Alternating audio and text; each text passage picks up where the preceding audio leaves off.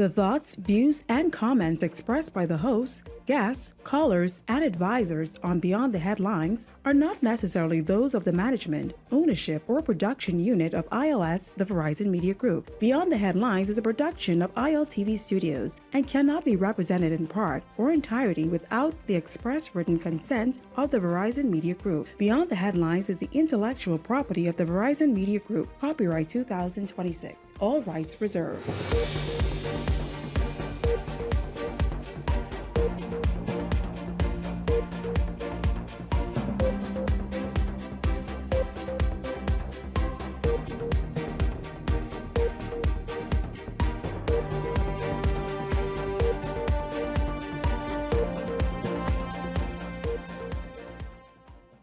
Coming up tonight, can Bahamians still trust the public health care system? That's the question tonight after a landmark malpractice ruling against PMH. One question emerging: does every doctor in the public system carry malpractice insurance? And later tonight, a look at an incident that happened at C.H. Reeves Junior High School where a teenage boy says he was bullied by a group of boys. That story still has many of you voicing off tonight. We take a look. This is Beyond the Headlines. Good evening. I'm Shanique Miller. It's great to have you along this evening. Well, tonight the government says it will not appeal a Supreme Court ruling that found Princess Margaret Hospital neglectful in the death of a newborn baby, a decision that brings the years-long battle and legal battle to a conclusion. Linton Ritchie Jr. has been following this story today and has the report. Government is standing down, accepting a negligence ruling from the Supreme Court nearly 4 years after newborn baby girl Elizabeth Lundy died 2 hours following an emergency cesarean section due to monitoring gaps at the Princess Margaret Hospital. There's no need to go back to, one, frustrate the court, and two, to relive this matter with family members. The ruling came 2 months after a 3-day trial where medical evidence and testimonies were presented deciding whether baby Elizabeth's death was from oxygen deprivation or an undetected heart condition. Acting Justice Reynard Rigby KC ruled in favor of the dead child's mother after PMH staffers failed to monitor the baby and her mother for 27 critical minutes before the C-section, which Rigby says, based on evidence, the baby died due to perinatal asphyxia.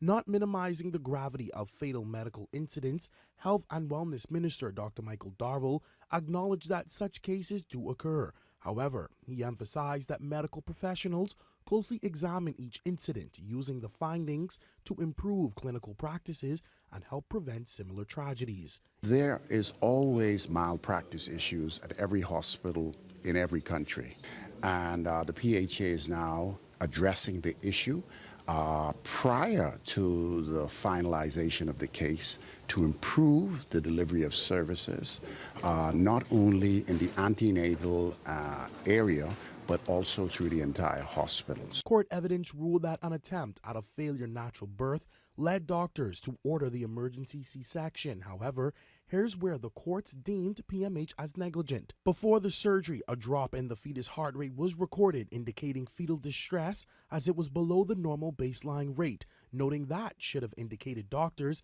to continue monitoring as necessary. But for some time after, no records of the baby's condition was recorded during that interval. Defense experts claims the lack of monitoring was due to the limited hospital resources. Court officials say that led to the death, given that the baby was healthy for up to 30 weeks. So, what will be done on the medical wards to lessen these fatal instances? What this does is two things. It moves us in the direction to ensure that our policies, procedures are adhered to, and also, if they are not, to move up to the level of standard, as well as to ensure that staff are educated. Now, Rigby ordered the parties to come to an agreement on compensation. However, he did express displeasure, noting that the amended claim sought $10,950 in special damages, including medical fees, medication, and funeral expenses, which from his view was not exorbitant. Linton Ritchie Jr., Eyewitness News. Well, joining me this evening to discuss the public health care system and the level of care at the state-run facilities, former Minister of Health, Dr. Dwayne Sands. Dr. Sands, thank you very much for being here this evening, and good evening. Welcome to Beyond the Headlines. Good evening, and thank you for having me this evening. Dr. Sands, this ruling has shaken public confidence, not for the first time. Why should Bahamians still trust the public health care system? Well, this is a very complex topic, and certainly I think we should start from the premise that there are many, many, many reasons to trust the public health system because it does incredible work to provide care for many, many people. Many of the people that work in the public health system, from physicians, nurses, ancillary medical professionals, and others, do a yeoman's work in less than reasonable circumstances.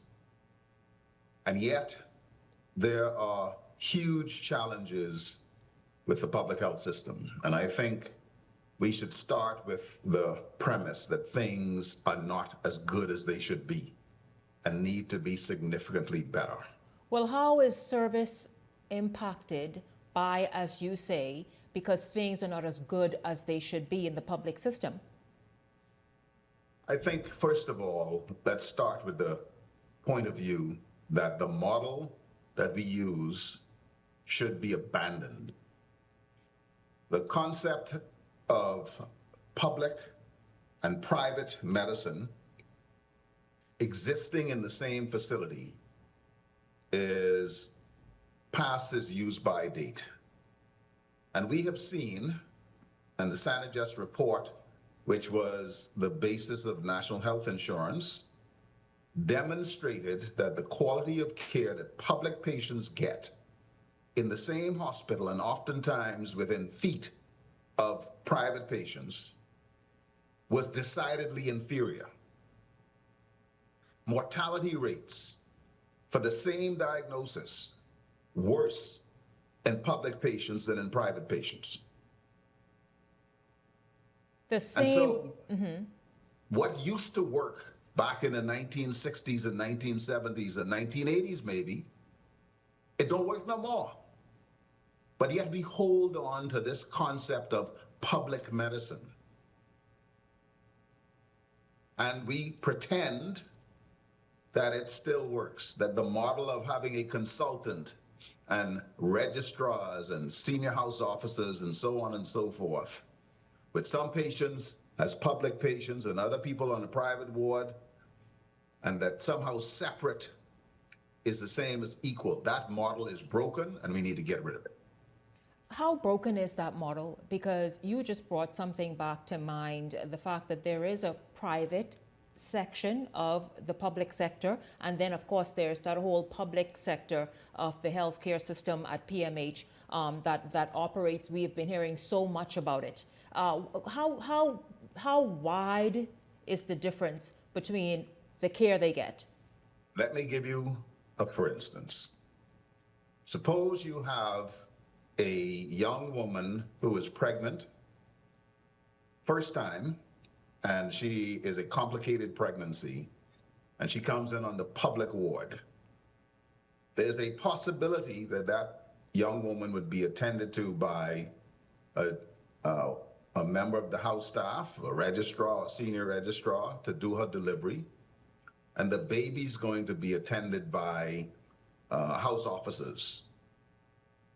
Down the hall, there's probably another woman giving birth, and she has had several babies without difficulties before, but a consultant obstetrician will deliver her, and a consultant neonatologist will manage her baby. I put it to you that what ought to happen is that the sickest people should get the highest level staff. And so when we look at the model where persons are engaged as supervisors, then their interaction with patients ought to be predicated not on whether they're public or private, but on whether they are acutely ill or not. That's one thing. The second thing is that the public hospitals are chronically underfunded every year by the tens of millions of dollars. So equipment's broken, operating rooms not functioning, supplies not there, medication not there, and the public response from administration and from the political directorate, and this is political with a big P, and I'm not talking about a particular administration, although I could.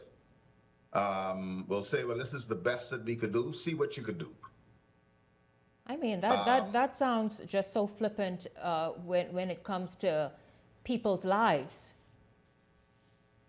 Well, if you say that the budget for providing health care is, say, $300 million, but it really ought to cost $400 million.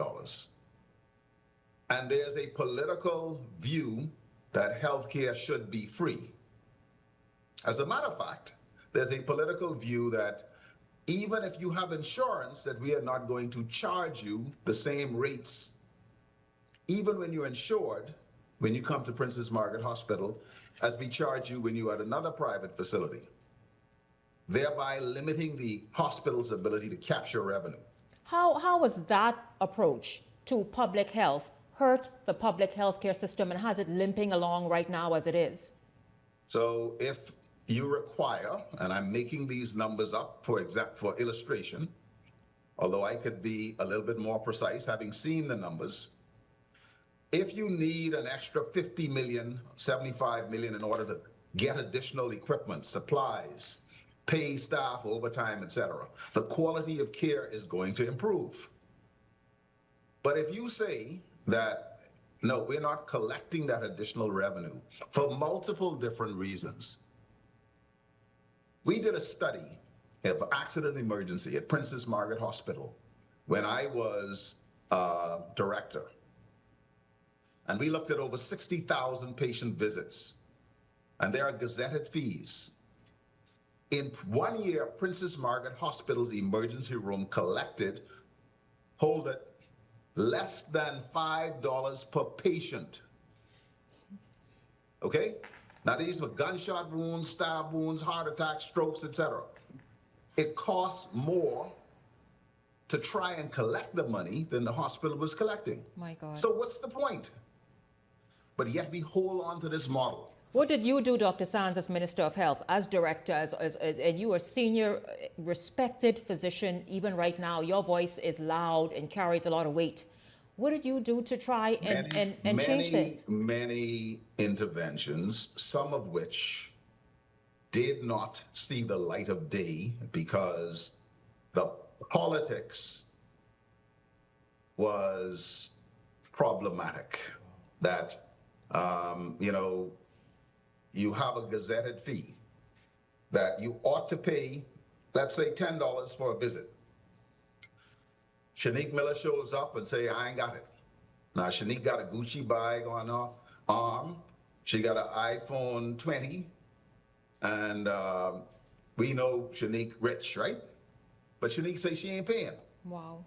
And so she calls up her whatever, and they said, no, see, let her come.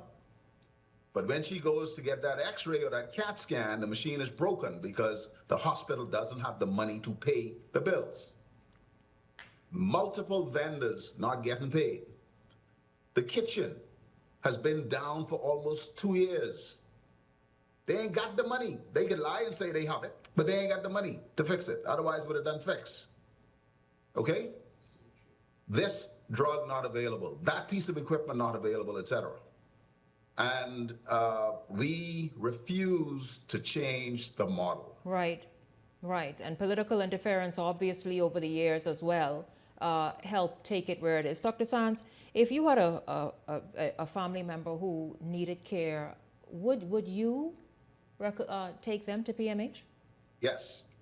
So, as you know, I have twins. And my wife's pregnancy was complex, and it was recommended that our twins be born at Princess Margaret Hospital. We had insurance. Matter of fact, at the time, we had 2 different major medical insurances. And so they were born at Princess Margaret Hospital, spent time in the neonatal intensive care unit, and they got incredible care there.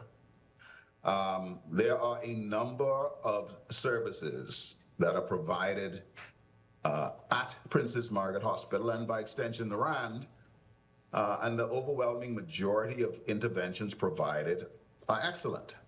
But we can do better.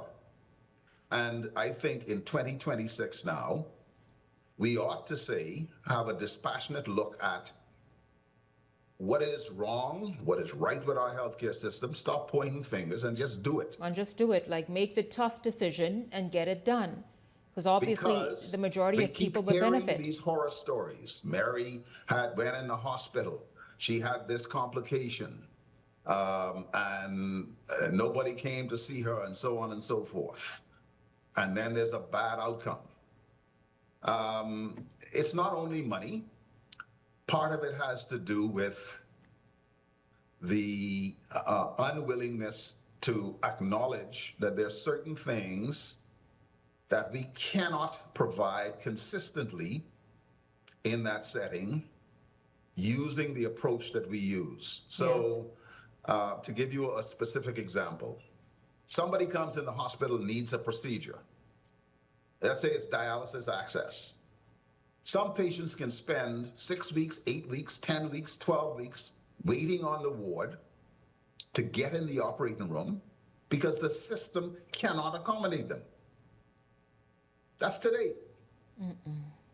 Okay? You have surgical patients waiting. You have medical patients waiting for scans, MRIs, CT scans, ultrasounds, etc., because the capacity of our healthcare system is less than adequate. But obviously, there's a need for a significant overhaul. Obviously, I mean, we're talking about the lives of people, the quality of life of people. You mentioned house staff versus consultants. We, Joe Public, don't understand what that means. What is house staff that they seem to kind of pick up the load when it comes to meeting out healthcare? Who are they? How qualified are they? Well, so in the hierarchy of medicine, a young person will go to medical school. It's a 5-year program, and they come back and they then have a practical year of training called an internship, where they're learning how to apply the skills that they learned in medical school under the supervision of somebody who has more experience than them and somebody who has more experience than them. And ultimately, every patient in the hospital ought to have direct supervision by a consultant. That's somebody who has not only gone to medical school, but completed a residency training program in a particular specialty. So for me, when I finished medical school, I then did 5 years of general surgery and 3 years of cardiac surgery. So I supervised the cardiac and thoracic service, or I did when I worked in the public health system. There's one other cardiac surgeon. There are a few other vascular surgeons on staff. Every person below them would provide care to patients with the supervision, either direct, visual, or telephone, or verbal discussion. And that is true in every specialty. Some people are more hands-on than others. I'm talking about consultants. Okay? So the house staff now, let's say that somebody is rotating on the cardiac surgical service. They will learn certain skills, they will provide certain services, do certain procedures under the supervision of the consultant. Dr. Sands, stick a pin right there, Dr. Sands. We're going to take a first break for the evening. Dr. Dwayne Sands, former Minister of Health, noted surgeon, of course, and respected in his profession, will come back with us right after the break. This is Beyond the Headlines. Speaking of that malpractice suit that the PHA has said they will not contest any further. In fact, they will honor it, the court's ruling. We are going to speak more about the state of public health care in the Bahamas right after this break.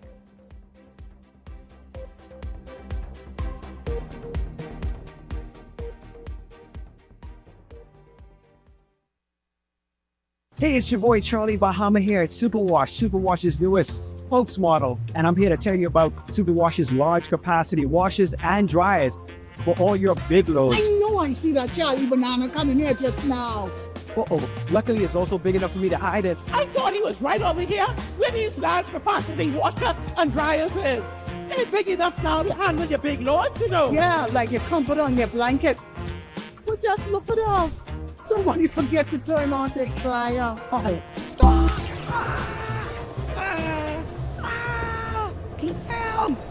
You hear something? Yeah, that's the sound of clean. Superwash washes you, processes you, and entertains you 24/7. My name is Charles Wesley Roll. My organic farm is Nice Layers Organic Farm. I have 230 boys up here.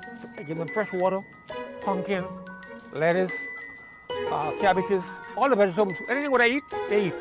Right now, we sell the eggs for $7 a dozen from Monday to Friday. On Saturdays, you can get 4 dozen eggs for $21.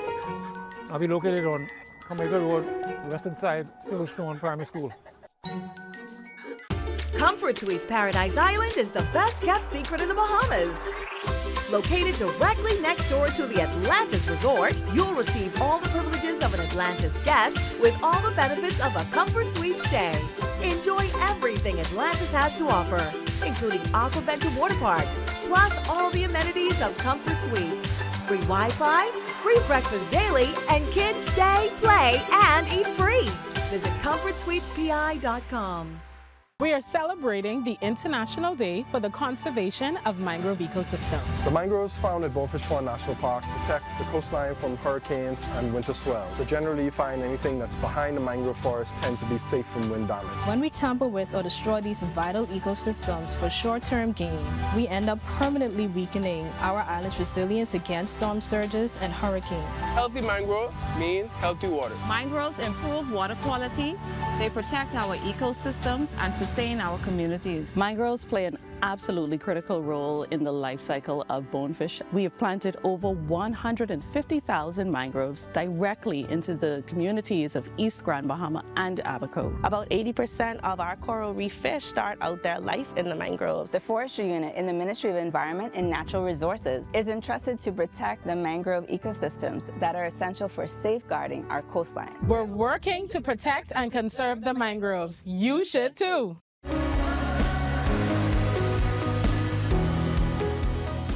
Here at CBS Bahamas and the CBS Pro Store, we believe in our prices. That's why we offer our price match guarantee.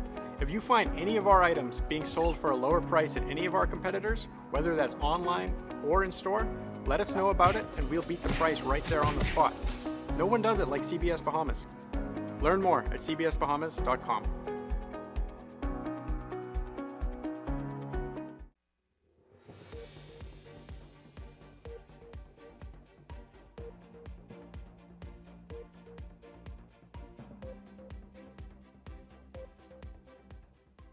Welcome back to Beyond the Headlines. We are speaking about the court's ruling that PMH was responsible for the death of an infant. PHA has said today that they will not go and appeal the court's decision. They will honor that to spare the family and just to move forward. Joining me at the top of the show as well in this segment is former Minister of Health, Dr. Dwayne Sands, who still is a practicing physician as well himself and knows the public healthcare system very, very well.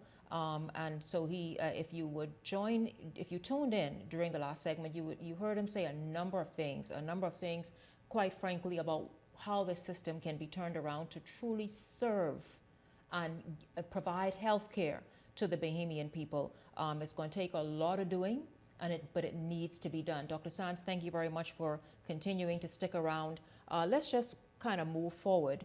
To what extent and we heard Dr. Darville talk about staffing, I think it was mentioned in Linton's story, but staff shortages, burnout, and overcrowding contribute to preventable medical errors? So people have heard me say, and I'll say it again to your listening and viewing audience, that in my view, the most important member of the medical team is the registered nurse, because the registered nurse spends more time with the patient. And in the country, we do not give registered nurses their just reward. They are not compensated adequately, they're not treated adequately, etc. And so many of them are leaving the country in droves. They are also the surrogate for everything that is wrong with the system. And so the system fails, and so I can cuss out the nurse. Matter of fact, I can tell her about her stink, blah, blah, blah, blah, blah. Okay? Oftentimes, these nurses are working double shifts. Some of them, as graduate nurses, not being paid at all. And they're subject to abuse, they're subject to ridicule, etc., because they're the ones who the public interacts with. And so one of the things that we need to do is to redefine how we engage nurses across the country, because we're losing them. And trust me, the solution is not going to Jabim to get them. We ought to be finding ways to retain Bahamian nurses. The shortages of staff creates massive problems with patient care. Because if you have one registered nurse or two registered nurses, or two registered nurses and a tired registered nurse, no matter how many nursing extenders you have, you are not going to give excellent care to patients, because all they may be able to do is to pass out medication. They're not going to have time to spend teaching and assessing and so on and so forth. So how do you remedy this situation, Dr. Sands? Because I want to move it along to the competency of doctors. So the situation you were just describing, how do you go and say, listen, we're going to get a group of people, or a group of people entered University of Bahamas, UWI, some university anywhere, and say, listen, we want you to study to become a registered nurse. We bring you back home, and this is what, because we've got to kind of grow this system and the complement of, as you said, registered nurses. The problem is we mistreat those registered nurses from the time they're students throughout. And then we get surprised when they leave the country, so that we had a deficiency right now in country of some 500 or 600 registered nurses. And it's going to get worse. But I mean, let's be fair, Dr. Sands, because when you were Minister of Health, were you able to retain them? Because if the United States or elsewhere comes knocking on the door with beautiful packages, how do you compete with that? Well, I'm pleased to say that as Minister, we introduced a significant allowance for the first time for registered nurses that moved the pendulum somewhat. I don't think we did enough, but we did as much as we could do. And, you know, sometimes you just have to slow down the bleeding. There are many, many nurses who want to stay in country, you know, but if they can't pay their light bill, if they can't buy a little bubbler, if they can't put their babies or children in school, etc., and they're supposed to be called professional, what do you expect them to do? But we say you are a professional, but we can pay you as if you are not. Yeah. And that's not only the public sector, that's across nursing in the Bahamas, period. In its entirety. Well, let's look at the training and competency of doctors, Dr. Sands. How rigorous is the process for ensuring that doctors working in the public system are clinically competent? So, you know, all of the consultants are clinically competent. I don't mean those ones, because you said those ones are. I'm gonna go down. Okay. Group by group. That doesn't mean that all of the consultants show up to work, and that doesn't mean that they engage particularly with public patients. Perry Gomez, my good friend, former Minister of Health, may he rest in peace, used to say, if you're poor and you're black, you can dead. And one of the reasons why he said that was because a number of consultants, they didn't know where Princess Margaret Hospital was. They were happy to accept the salary, but they'd show up for an hour a day, 2 hours a day, and roll out. Wow. And there are others who give their life to public health. Okay, they're there on weekends, they're there at night, they're there early in the morning, etc., dragging the system on their back in every specialty, every single one. But not everybody's like that. I tried to get rid of the worst performers, okay? These are people who we had documented evidence did not show up to work, was drawing their full salary. And, you know, the board of the PHA say, no, you can't do that. Pay them. There's that interference right there. There's that interference that had you done and been allowed then to do what it is you wanted to do, perhaps would have been making a difference today. What it did was it set a bad example for the next layer. So when you have individuals at the level of senior registrar, they are people who have completed specialized training, but they do not have the privilege of private practice. Below them is registrar, and then you have a huge number of senior house officers. Let me speak to that cadre. Brilliant, bright, young physicians, all of whom had a dream to make a contribution to their country. But in order to practice in this country, you need to have completed a certain level of training in pediatrics, medicine, family practice, radiology, obstetrics, gynecology, surgery. You have to do a training program above and beyond internship and time spent in hospital.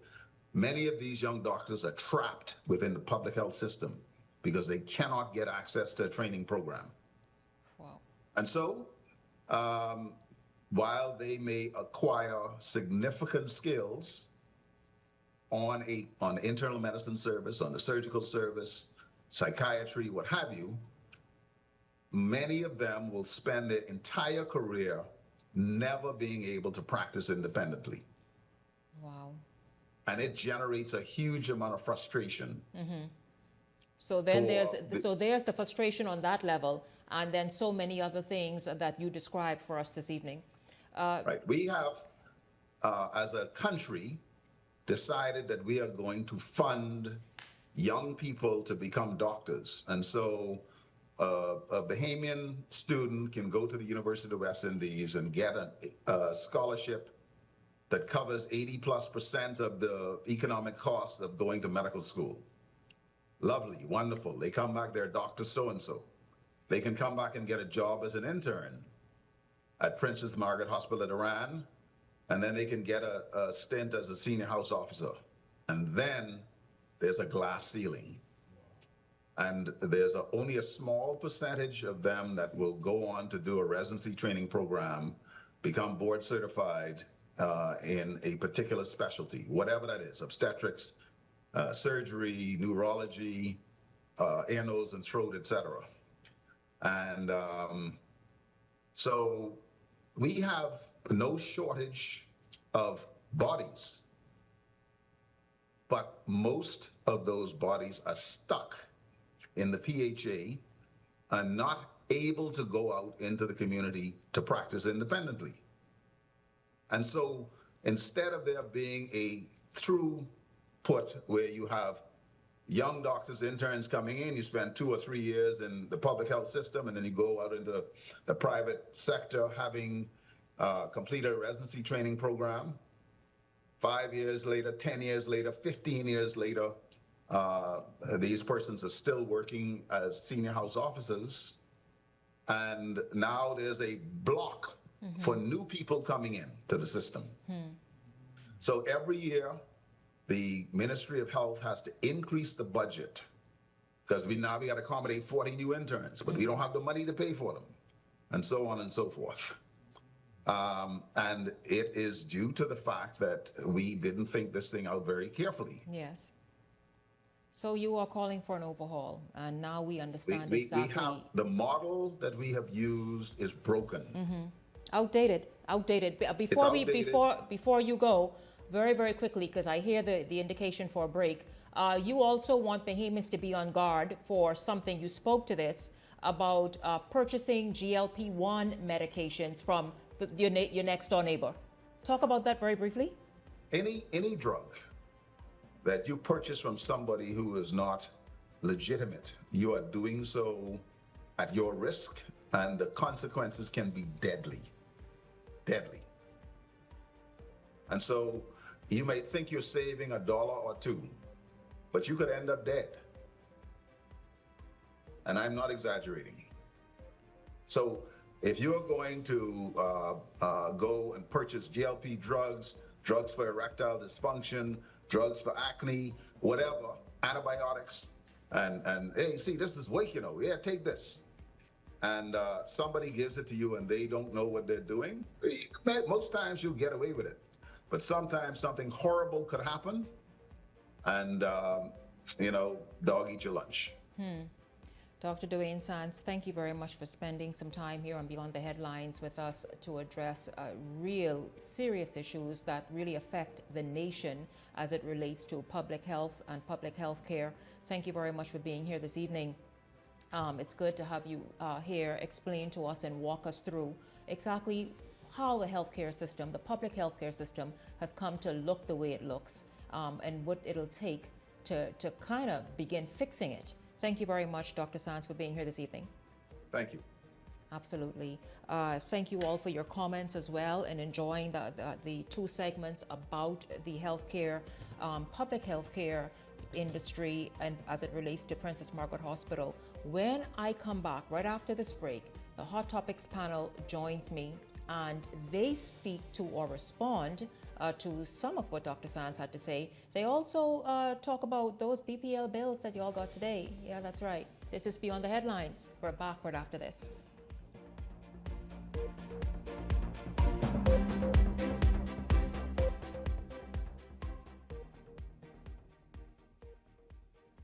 Think you know a lot about money? Then prove it. What if one sound could win you big cash? Listen carefully. Then tell us exactly how much money went through the machine. One guess, one sound, one chance to win. Listen, guess, win. It's the sound of money. Brought to you by 103.5 The Beat. Powered by Island Lux Quick 5. Running out of space? We've got room for that. Welcome to Skyline Storage, your trusted self-storage solution. Skyline Storage offers units from 5x10 to 10x30, climate controlled or standard dry. Perfect for home or business. Located in Westfield Commerce Park, Western New Providence. Your belongings stay safe with gated access and 24/7 surveillance starting at $175 a month. Reserve, pay, and move in online.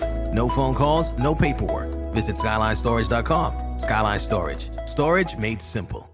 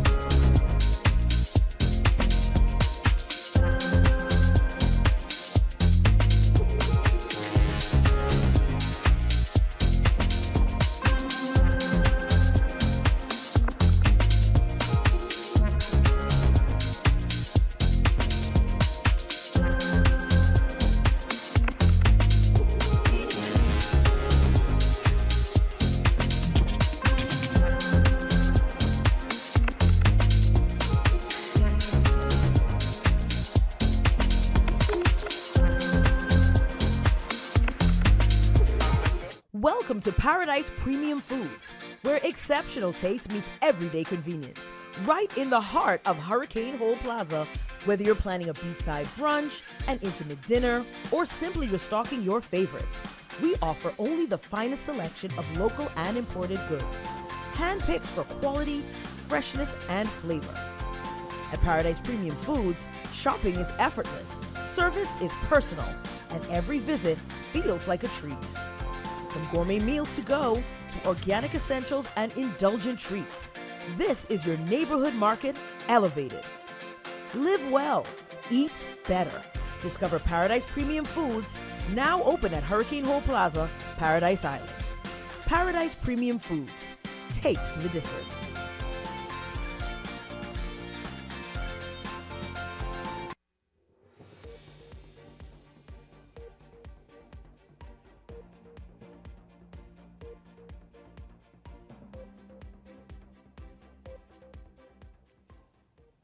Welcome back to Beyond the Headlines. Good to have you all continuing to tune in this evening. I'm going to jump right in because Justin has already said, listen, this segment will run quick.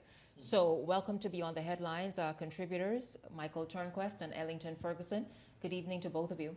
Good evening, Shanique. Good evening, Bahamas. Good evening, Shanique. Good evening, Bahamas. Thank Gentlemen, your response to that story that had so many people talking on different levels, people wondering, this is unprecedented.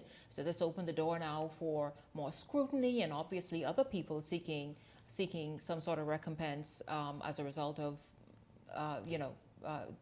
something that didn't quite work out in the public health space. You know, Shanique, I think this is almost like a victory for the people because, you hear about cases, you hear about things that happen like this, and, you never hear of anybody being, what they call it, reprimanded or being held accountable for wrongdoings, and I think it's about time, these things are actually being looked at and, being looked at with a microscope.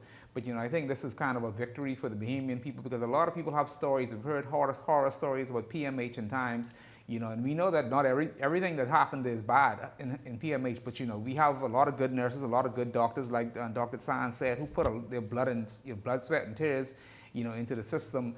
But at the same time, you have some who just did collect a salary and go home. And this is something that PMH or doctors, any one of them, we don't need in our healthcare. Absolutely, Shanique. And yes, I'm happy for this family.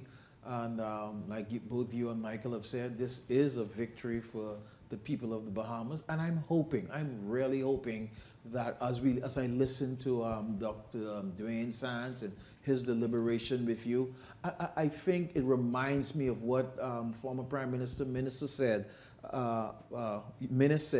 as it relates to what we need to do with healthcare in the Bahamas. I think we need a coming together of all of the leadership, government, opposition, and professionals within the healthcare industry here in the Bahamas, and we need to brainstorm as to how we're going to move this forward.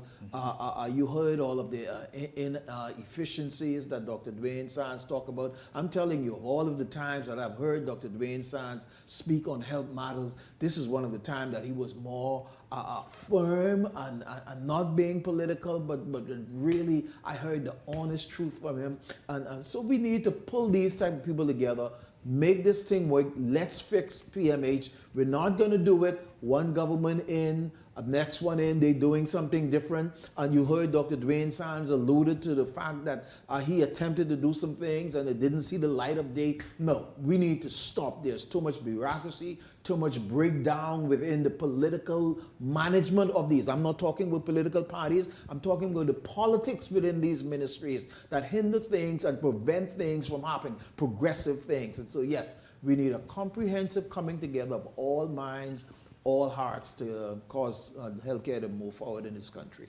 And Shanique, the one thing that Dr. Sands said, that really makes you think, when you have a board, whether it be a PHA board that really hinders the progress of, I would say, PMH, when you have things that are put forward and the boards is taking it down because it's political favor, things of that sort. Maybe this is something we really need to take very serious in terms of when we talk about critical health care, removing any type of, I would say, interference like that in terms of appointed boards, and have a statutory board that those that sit for whatever the life of or appointed by not political, but by within the healthcare persons who are going to govern PHA in a way and a form and fashion that takes it in the direction that Bahamians need. Because right now, as you can tell, it's not happening. He says it needs a complete overhaul. Yes. Complete. And obviously chart a new course because this is 2026. You can't be operating as you did when the hospital was first built, when, in the 50s sometime?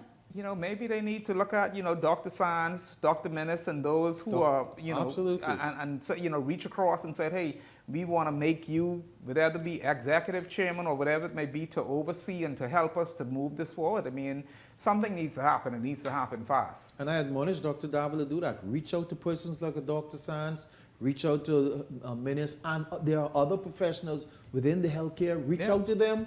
Come together, guys. Let's spend some time together. Let's brainstorm.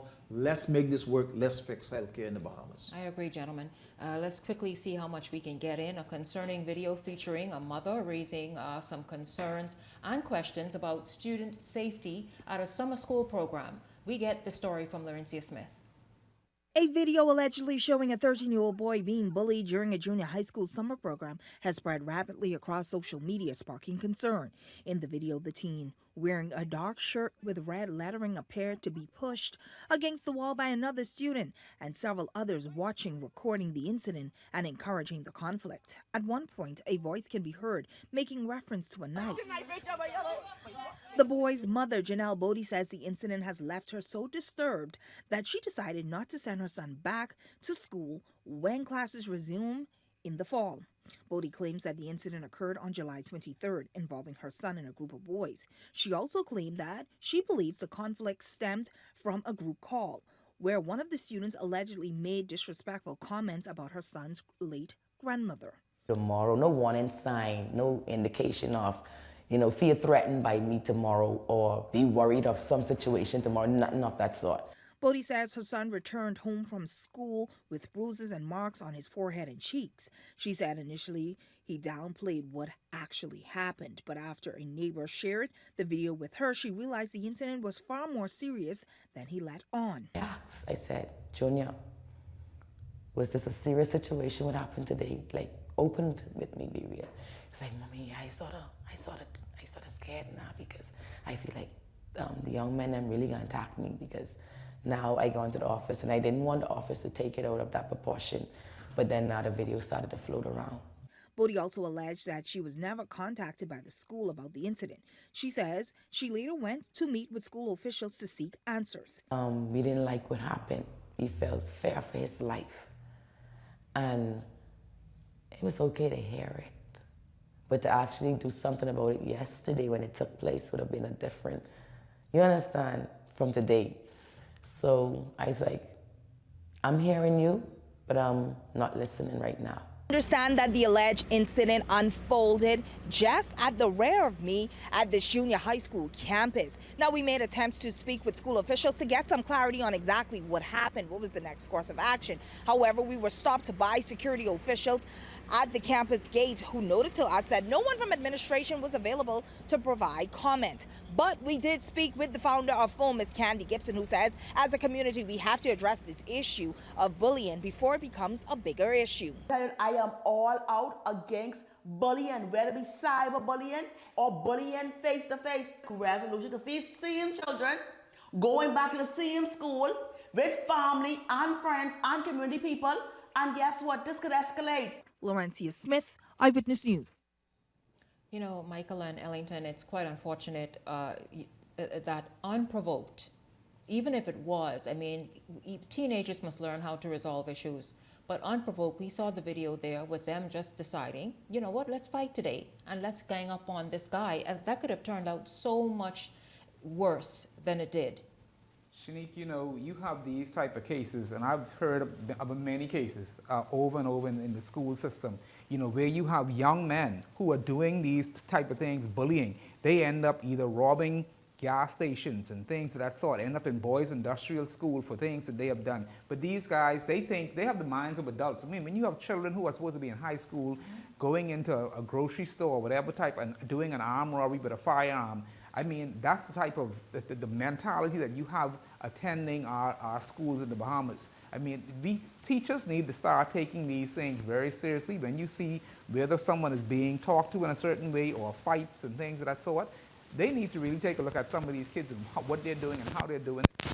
How do they remove them from the school system? Charging, you know, our judicial system. Listen, as you said, they are exhibiting adult behavior. Treat them as such in the court system. and become a hindrance. Shanique, is unfortunate. My biggest thing when I saw that, it broke my heart, especially for that mother. And as she alluded to, this could have been something that turned out completely in a different way. One of the students mentioned, here's the knife, you can use the knife. This could have turned out a whole complete different way. The biggest problem for me is how the administrators of the school handle this.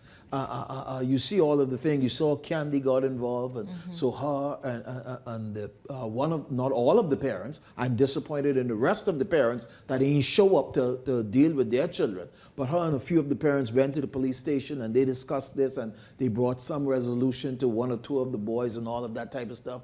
Where is the rest of the parents? The school. We cannot take these things. The Bible tells you that foolishness lies in the heart of a child. When you see something brewing, you nip it in the butt, you deal with it immediately. Now, these boys were beating this boy in school, and they were at the gate after school waiting to get him. We react after there is blood, after the fact. This could have been a situation where them guys didn't know what was going to happen with the little foolishness that they was doing.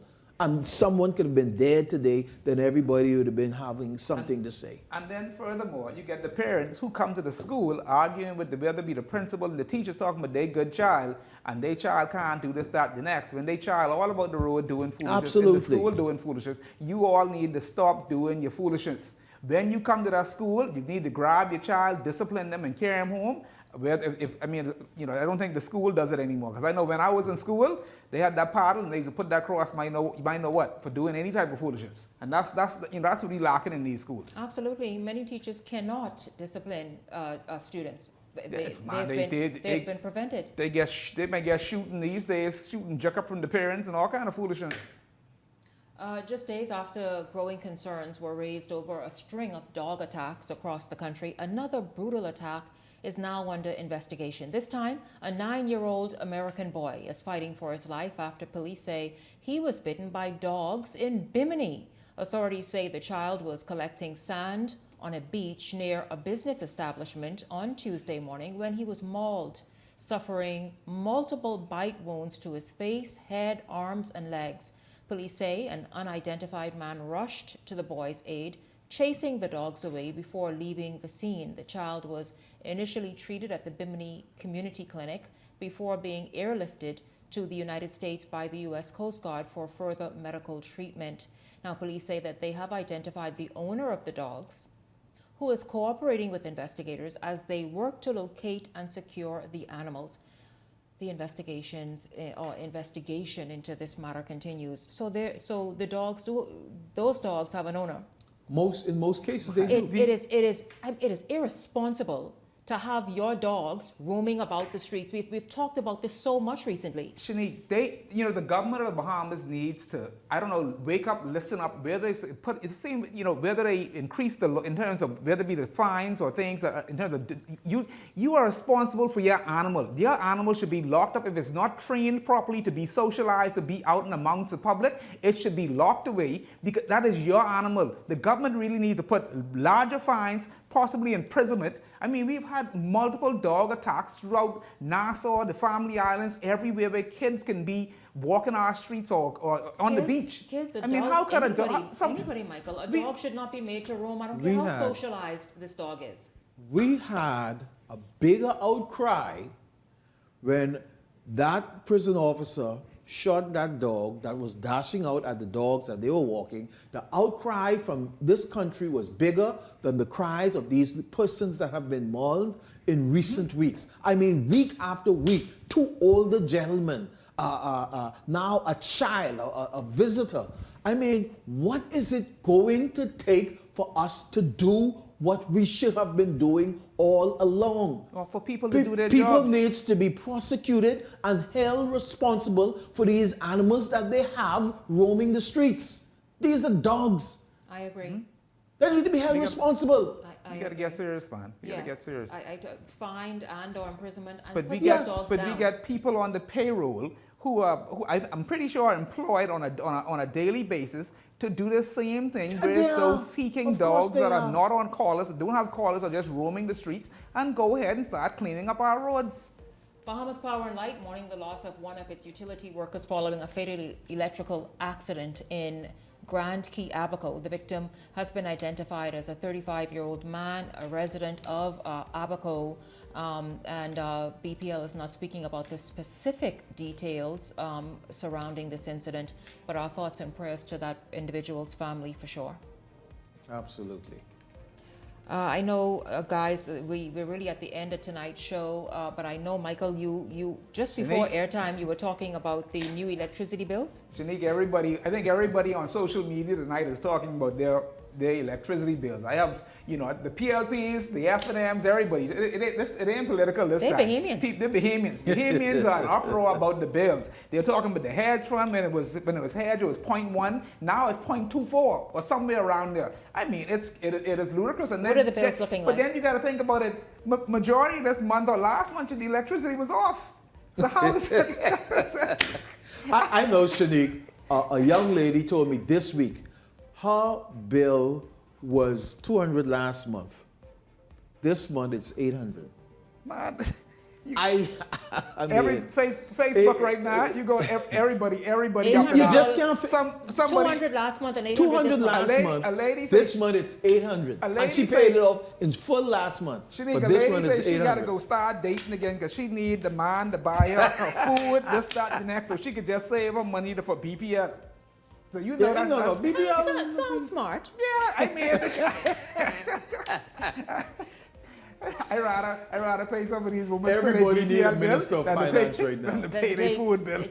What? Wait. Anyways, listen, I thank you, gentlemen, very much. Thank you so much. Of course, at the top of tonight's show, Dr. Dwayne Sands, former Minister of Health, speaking about the state of healthcare in the public sector. At the top of tonight's show, thank you very much, Dr. Sands, and to Michael Turnquest and Ellington Ferguson, thank you as well. And to everybody who participated, thank you so much for your comments and observations on that topic. I really appreciate your participation tonight. Look forward to seeing you right back here tomorrow evening. For the entire Beyond the Headlines team, I'm Shanique Miller. Make it a great evening, everyone.